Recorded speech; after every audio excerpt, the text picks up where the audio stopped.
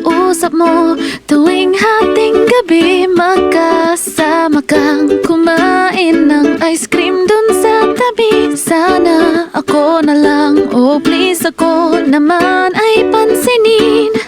Oh please naman, pansinin mo na ako please. Ay,